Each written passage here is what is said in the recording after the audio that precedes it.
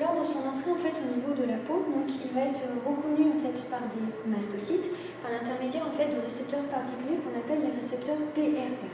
Donc la bactérie va pouvoir se fixer dessus, va être reconnue comme étant un agent en fait, pathogène par l'intermédiaire du mastocyte, qui va alors en fait, libérer en fait, ce qu'on appelle des effecteurs de la médiation cellulaire, comme histamine et TNF. Alors l'histamine notamment va permettre une augmentation en fait, de l'afflux sanguin, tandis que la TNF va permettre une augmentation de la concentration en sélectine en fait, le long de la paroi de mes vaisseaux sanguins.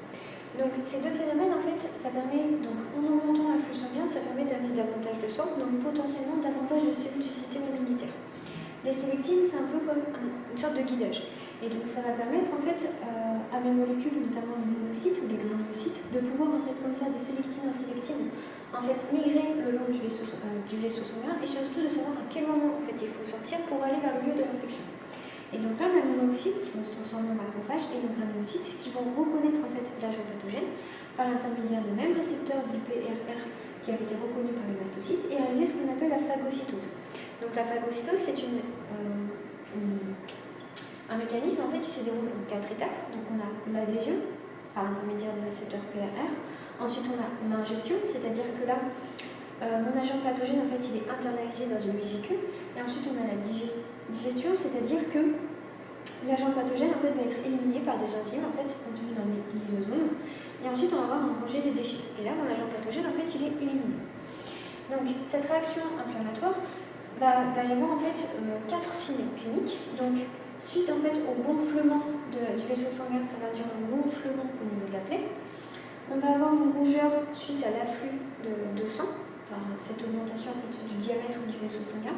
La chaleur résulte de la forte activité en fait, type respiration cellulaire réalisée par les nombreuses en fait, cellules du système immunitaire qui sont présentes sur le lieu de l'infection. Et la douleur, ça c'est lié au fait que quand on se fait couper, en fait, on casse un certain nombre d'éléments qui sont présents dans l'épiderme de la peau, et notamment des bradykinines qui vont se fixer sur des nocicepteurs reliés à des fibres particulières qu'on appelle les fibres C, qui vont rejoindre en fait le cerveau et qui vont induire un signal de douleur. Donc 4 signes cliniques. Maintenant, si on regarde lors d'une infection en fait virale, là l'entrée ça ne va pas se faire en fait par l'intermédiaire d'une coupure, ça va se faire de manière passive, parce qu'en fait le virus est capable de se fixer sur les cellules cibles, et ces cellules cibles ce sont des cellules en fait des voies nasales. Et donc, en traversant en fait, ces cellules, il va arriver au niveau du tissu adjacent. Et là, ce sont, pareil, des mastocytes qui vont les reconnaître par l'intermédiaire de récepteurs PRR spécifiques. Les mastocytes vont aussi sécréter de l'histamine, qui va permettre une augmentation de l'afflux sanguin, vont libérer des TNF, qui vont permettre une augmentation de la concentration de sélectine. Donc là aussi, l'augmentation de l'afflux sanguin permet d'amener davantage de sang, donc davantage de cellules du système immunitaire vers le lieu de l'infection.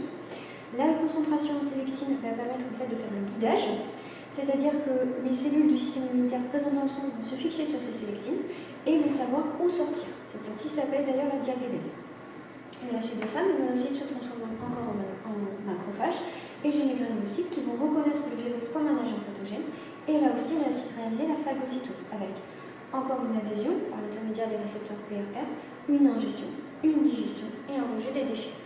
Donc là aussi, on retrouve en fait le même type de mécanisme et on retrouve aussi les 4 signes cliniques, à savoir le gonflement qui est lié à une augmentation du diamètre des vaisseaux sanguins, à une rougeur qui est liée en fait à comme j'ai plus de sang qui arrive localement, le sang étant de couleur rouge, ça donne une rougeur, une chaleur liée en fait à l'activité de toutes ces cellules qui sont présentes en fait dans le milieu, et la douleur, ça ne va pas être lié à des bradykinines, vu que l'entrée dans un virus ne conduit pas en fait à une rupture en fait de l'épiderme de la peau, mais ça va être des prostaglandines qui vont être libérées par les mastocytes. Et ces prostaglandines vont eux aussi être capables de se fixer sur des nocicepteurs qui vont au niveau des fibres C et qui vont induire la douleur.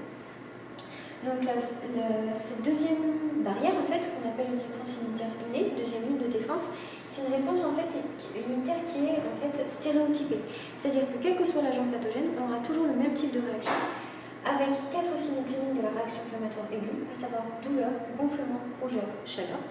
Donc on a une reconnaissance par un mastocyte. On a entre guillemets une sorte d'appel à l'aide en fait, par l'intermédiaire des TNF et des histamines pour amener en fait, d'autres cellules du système immunitaire à essayer de limiter en fait, cette phase de contamination. Et on a une élimination des agents pathogènes par l'intermédiaire de la phagocytose.